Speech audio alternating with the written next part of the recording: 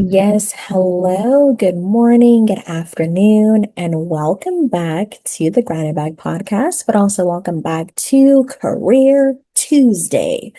We are here, y'all. This month is almost done. We are here on another Career Tuesday, and I'm your host, Aisha Ansah. And if you haven't planned the route with us yet, please go ahead and like this video, subscribe to this YouTube channel so that way you don't miss any videos that's published. And also share. If you are on Instagram, TikTok, X, formerly known as Twitter. What else have I missed? Social media is vast. Um, Facebook. LinkedIn, please go ahead and share because we need to make sure that someone in your family, someone hears this because we are at a precipice where as working individuals or as professionals, or if you are currently unemployed, we need to make sure that we are preparing ourselves ready for when we are entering a career path or a purpose path, or most importantly, as we're in it already, how we can maintain our integrity and still work small, but still strategically at the same time. So, but the most important thing is don't forget to listen to us on Spotify and subscribe to the Grind It Back podcast on Substack because I will be making sure that more exclusive content is shared, and I will be sharing shorts of my podcast audios on YouTube as well as TikTok and Instagram and X. So that way you all are able to hear and just to really have that moment and really have that conversation because we're going to be talking about a lot of stuff. We're going to be talking about religion. We're going to be talking about wealth. We're going to be talking about life. And we're also going to be talking about real conversations that impacts the everyday individuals. Mm-hmm. Echinacea tea is that season, y'all. We got to keep this immune system up. I'm not playing them games, but because I can be very comedic, but I want to be serious in this moment. Oops, I want to be serious in this moment. So, in terms of today's conversation, we're going to be talking about, and this is episode 5, we're going to be talking about working your way up, entry level wisdom. Starting small, but moving strategically. Because I know what it's like to start out as an entry level and you're working your way up, and then you're also just getting your feet wet in the system, the organization, knowing how to pivot, knowing how to move, trying to figure out what that looks like. But at the same time, you feel as if the dollars and cents aren't matching what you feel as if it should. You know what I'm saying? And then you also feel as if, oh my God, I'm giving, but it's not measuring up to what it should be. So it makes us defeated. It can be very defeating. And it can also make you feel as if I'm just committing to something that is not committing back to me.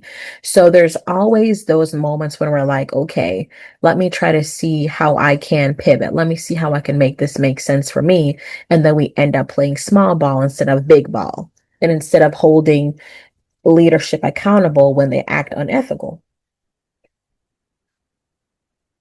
You probably missed that last part. Holding leadership accountable when they act unethical. Because no matter if you are they're your supervisor or manager, if they're acting unethically, then they're bordering the lines of HR and bordering the lines of potential lawsuit. So we have to keep that in mind that we are also holding ourselves to higher standards. That way we're not going to be accepting any mess. Because if you have a license, especially those who are holding a license, you know, the code of ethics that you have to uphold.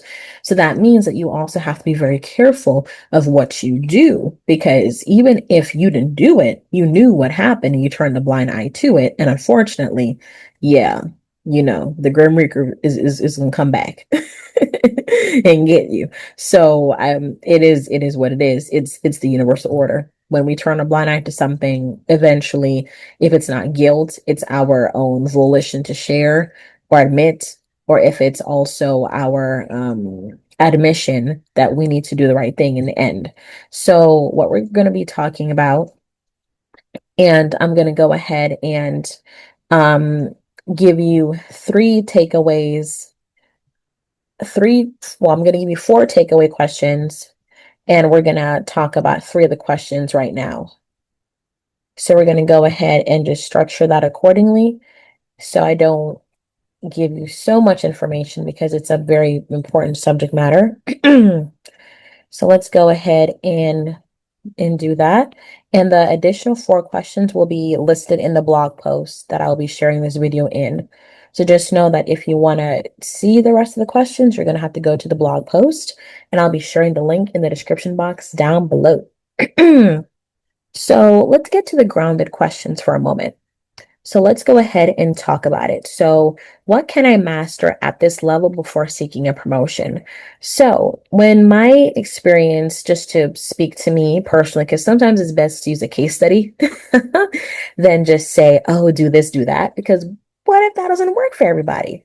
So, essentially speaking, when I started out as an entry level at a customer service company, I did phone calls. I did above and beyond documenting, contacting vendors, contacting warehouses, and I went above and beyond for the customer. And sometimes there was a supervisor there or a senior lead. And sometimes when there weren't a supervisor there or a senior lead, and my fellow peers and I, we had to help each other. And in some of those instances, I didn't have time to reach out for help, but I dug deep. I went back to my training. I went back to what I knew that I could do and compromise with the customer on a level where they can be able to get what they need, and asked for my supervisor's support once I took action, especially when I knew that it was ethical and I knew that the company could meet the customer where they were. So it was about negotiation, so to speak. But I knew that we couldn't break the bank and give them credits and credits upon credits to cover our failures or mistakes, because giving back money is not going to solve it. It's just going to give them back the money that they used to pay for the order, but it's not going to give them the item that they wanted, that they want, and the item that they're waiting for. So I started off there, but also I realized that, okay, I've been in this role for about 3 months. And I feel as if I have a hang of the value system, or at least I know my way around it. So I gave myself an additional 3 months, and those 3 months turned into almost pushing 8 months. So once I felt as if I was completely ready, I started to apply. But keep in mind, even within my fourth or fifth month, I was looking at the internal job board. I was looking and just seeing what was out there and what was available, because I knew that I did not want to commit to something and do something and not essentially put myself out there on the level of, okay, I'm ready, but I'm not ready, because I never want to embarrass myself and say that I could do this, but I really can't. You know what I'm saying? That's just me. If you feel as if you can put yourself out there and do it, then do it. Like, if that's you, then more power to you. And we're all different in some ways, but that's important with having patience and respecting each other on that journey. So I would honestly say that once I felt as if I can master the level where I was at, that's when I went for it. I applied, put myself out there. I didn't just apply for one position, I applied for 5 positions. And that went on to me becoming an email response associate. So I went from customer service to email response, and I learned how to do customer service through email form, called customers back if necessary. And then I went into, just I felt like the surge, like, okay, if I could do this, I can master this, well, then I can do more. So I would say about maybe like 5 or 6 months after, I looked again at the internal job board and I said, oh, there's a senior lead position. I could do that. Because I already had leadership qualities and I felt as if I was ready and capable to do it. I went for it, didn't get it. And I stayed in my role as an email response associate, and I stayed in it. And it took me like almost a year to get into a new role as a senior lead. And it was seasonal. But I'm like, hey, I started out as a seasonal customer service associate. They may keep me.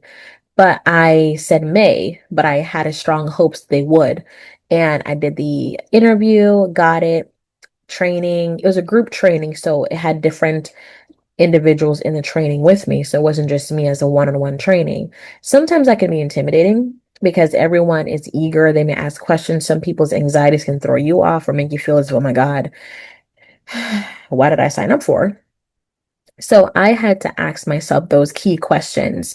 And at the same time, I also wanted to make sure that, okay, just because someone else is having fears or they're feeling as if they're not ready, that doesn't mean that I'm not ready.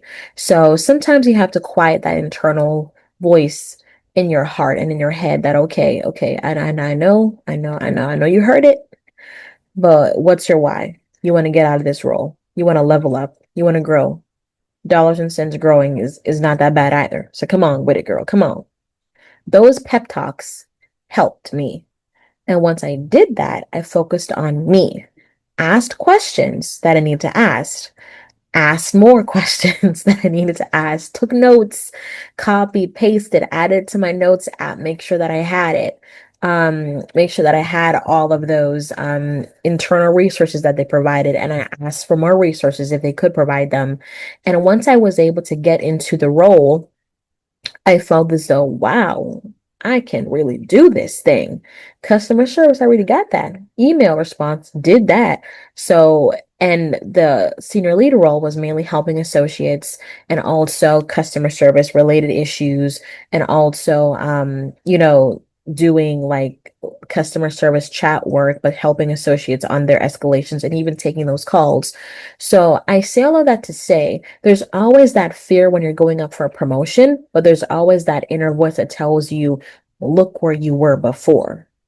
Are you willing to sacrifice that brass ring because of your fears? Or because you feel that you're not ready for it and you feel as if you're small and that you're like this big. But at the end of the day, if you could survive level one, what makes you think you can't survive level two? I survived level one and two. So I'm like, three, please. Put me in three. And the second question is, who in this space can mentor me or you? And have you asked? So even now, as an MSW student, I was encouraged even by my mom because she knows what it's like because she was a nurse for 10 plus years and she did her clinicals and internships and all of that. And she's always told me and my siblings, intern, intern, intern, because that also gets your name out there. That also puts you in the viewpoint of a potential employer if they decide to hire you post internship. And I would humbly say that that has ultimately helped me. And it also gave me the confidence in knowing that, okay, this is a real work experience, but it also gave me, I looked at it as an interview, not just of me to the internship site, but also of the internee. I'm sorry, as also of the internship site as well, because I'm not just trying to work for a company or organization just because they gave me a chance. I want to interview you and observe you, see if your values align with mine or if your values aligns with the moral compass of mine at the very least. Because we're all different. I don't expect anyone to ever agree with me. But morally, we need to be aligned here. Because I don't want to compromise my morals because your morals are indifferent. And sometimes people have none. But who's counting here? I say all of this to say, and that even as a student or even in workplaces or even in could be a church or could be in other organizations that we're a part of, could be a nonprofit, could be a shelter, there's always an opportunity for someone to mentor you or be there for you, but you have to use wisdom. Is your mentor asking more of you than what you have or what you're willing to give? Or are they giving you more and pouring into you on a level that is safe and respectful and moral? Because people can mentor you, but are they moral? Are they giving you ethics, or are they being unethical with themselves? So we have to be very careful and not miss red flags. Interview your mentor. How did they start? Why did they want to do this?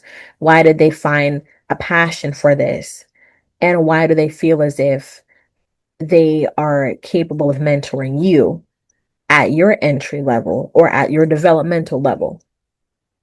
Because you want to make sure that their intentions are right by you versus you finding out later on that they've wronged other individuals in the past and violated their trust and disrespected them on all levels. Make sure first. But once you've vetted them too, ask, can you mentor me? Because I have a passion to do X, Y, and Z. And then they can say yes or they can say no. But you can rest knowing that you asked versus not asking. And then you have to live with that regret. Because at this point, y'all, we have been surviving. We have been up mountains and climbed up and down them. So now we don't have any room for error and not getting where we need to get, because we don't have any more time to waste, ladies and gentlemen. We don't have any more time to waste. And the most important thing is, am I visible for the right reason? Are you putting yourself out there, but also are you there for the right reasons? For many of us, it's either to provide for our families, try to, contribute as best as possible, but also is our goal is to be in leadership, or is our goal is to help make a system or a program better? Because it's easy for us to say that the systems are always going to be systems and they're never made to work. That can be true. But if you're in them and you have an opportunity to flip that coin, then you take that coin and you flip it. You take that coin and you flip it. Because at the end of the day, if the opportunity is there, then the door is opening. And sometimes you have to create those opportunities for yourself by being bold, asking that question, showing that you're not just there for a check, because you can be paid a lot of money, but you're making the least amount of impact. And that little guy that we call the little guys are making the most of impacts, but they're being paid less than you. So we have to keep in mind that just because we come from entry level to the big boys table, it doesn't mean that we are immune from checks and balances, that we're immune from checking the dotted lines of what we need to fix and what we need to create and build better. Because at the end of the day, CEOs don't remain CEOs forever. Sometimes they grandfather someone into their role, or sometimes that one person was entry level and made their way up there because they earned it. And sometimes they don't. Two things can be right at the same time. But the most important thing that I want you to take away from this is, don't look at your current position as small, but move strategic. Because a seed is small, but boy, does it grow into a tree or a fruit or whatever it is that you grow in. Boy, does it grow. So today's word was working your way up, entry level wisdom. Start small, move strategically. And you're going to have 4 additional questions in the blog post that I'll be adding in the description box down below. And most importantly speaking, support exists, y'all. Support exists. Even in times like this, it's hard, but if we don't support each other and if we don't talk about these real, raw, and real moments like this, then we're literally going to put ourselves at a disadvantage. So even in moments like this, please take what resonates with you, move gently with yourself. And I'm your host, Aisha Ensa, and you are joining me here for our Career Tuesday on the Grounded Bag podcast. And until next time, be kind to your mind, keep choosing yourself, and take a moment, one at a time, one moment at a time. It's hard. I know it is. But you got to take that beat. You got to take a beat, because if you don't, you're going to miss that promotion. And that promotion could be monetarily, it could be spiritual, it could be mental, it could be whatever that it needs to be. But the most important thing is you don't want to miss that divine promotion, because that one right there, that's where the big bucks is at. The divine promotion, because that's addressing the whole person, not just the dollars and cents. Thank you. And I'll see you next time on another episode. Take care and stay blessed. Bye now.